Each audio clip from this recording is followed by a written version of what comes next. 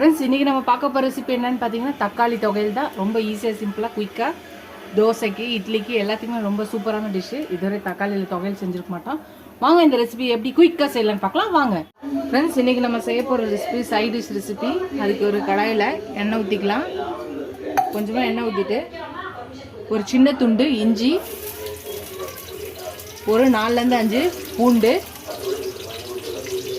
ஒரு 3 பச்சை மிளகாய்,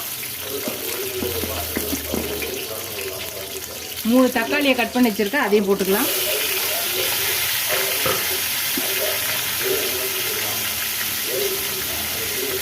ஒரே ஒரு கொத்து கருவேப்பிலை,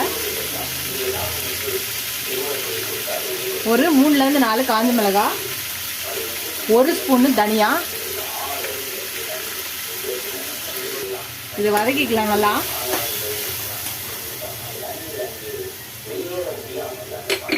இதுக்கு தேவையான அளவான உப்பு போட்டுக்கலாம். இப்போ எல்லாத்தையும் நல்லா வதக்கிக்கலாம்.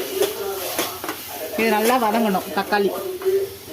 தக்காளி நல்லா வதங்கிச்சு பாருங்கள். இந்த ஸ்டேஜில் ஒரு சின்ன லெமன் சைஸ் புளி, கொஞ்சோண்டு கொத்தமல்லி, அப்புறம் ஒரு சின்ன துண்டு வெல்லம், 1 ஸ்பூன் சீரகத்தூள், இதையும் சேர்த்து நல்லா மிக்ஸ் பண்ணிக்கலாம். இது மிக்ஸ் பண்ணிவிட்டு இதை அடுப்பு ஆஃப் பண்ணிவிட்டு இதை ஆற வச்சு இதை தண்ணி ஊற்றாமல் அரைச்சிக்கலாம். ஃப்ரெண்ட்ஸ் நம்மளோட தக்காளி தொகையில் ரெடி ஆகிடுச்சு பாருங்கள். தண்ணியே ஊற்றாமல் இந்த மாதிரி கட்டியாக அரைக்கணும். நான் சும்மா சொல்லலை. இப்போ இதை நான் தோசைக்கு தொட்டுக்க தான் வைக்கிறேன். நிஜமாலே இந்த தக்காளி தொகையில் சூப்பராக இருக்குது. தோசையில் நல்லா தொட்டு